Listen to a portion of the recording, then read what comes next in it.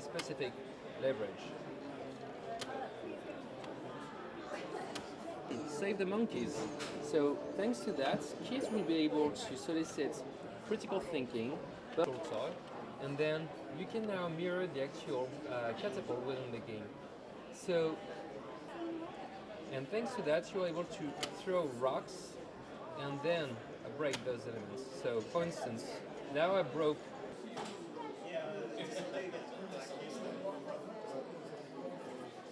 Physically, I would say, with your own creations and play through the games, shoot, but also explore new adventures, fighting the space pirates and retrieving the crystals. Here, the objective is really about soliciting motor coordination.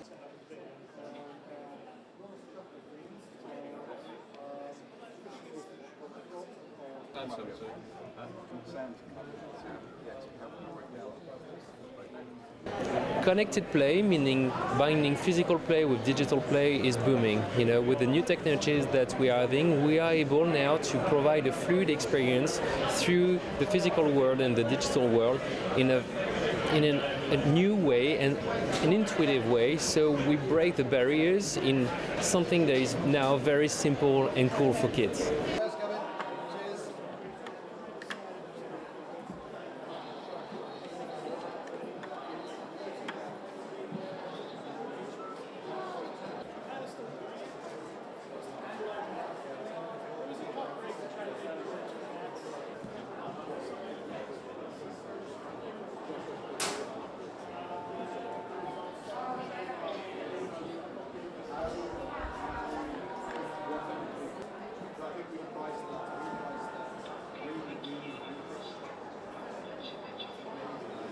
Yeah, I don't think we're changing the traditional, we're basically evolving it, making it into something else. I mean, we are living 2020 now, kids of today, they are definitely into these things and we want to be part of that, but we want to make it in a real way.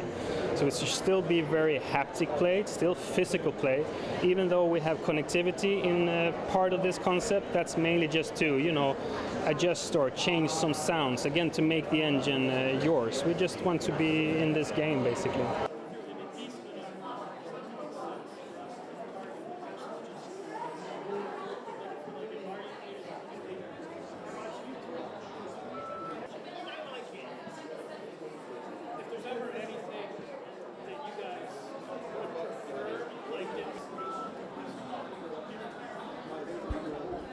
A few years ago, to go and buy a console, you could be a few £100s. It's becoming more expensive now. But with mobile gaming, those barriers to entry aren't there. Children have these devices at a very young age. If it's a tablet, and then by the age of 10, really mobile phone starts to take over. What we're now seeing is that there's no barriers to entry. So we're actually seeing a decrease in console ownership with children. Where we're seeing an increase, though, is the amount of time that children, both boys and girls, starting at a younger age in terms of spending time gaming through mobile devices.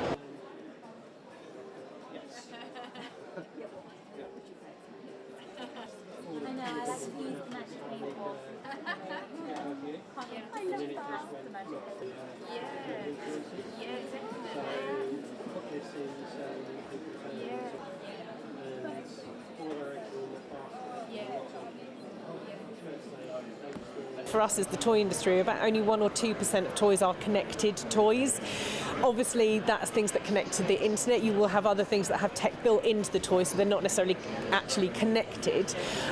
We've always used new technologies in the toy industry. When they become a price point that, you know, you can put them into a toy and they meet with a consumer's expectation of a toy price, people will experiment, put those in because they're just interesting and new for children.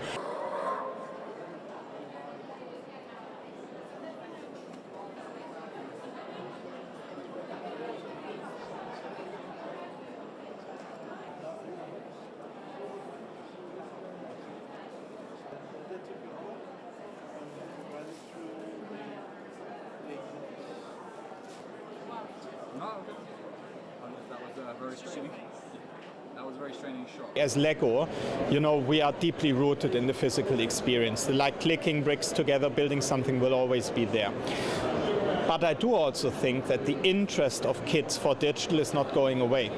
And in fact, you know, parents are deeply concerned about this as well because they know that their kids need to learn the digital things for their future.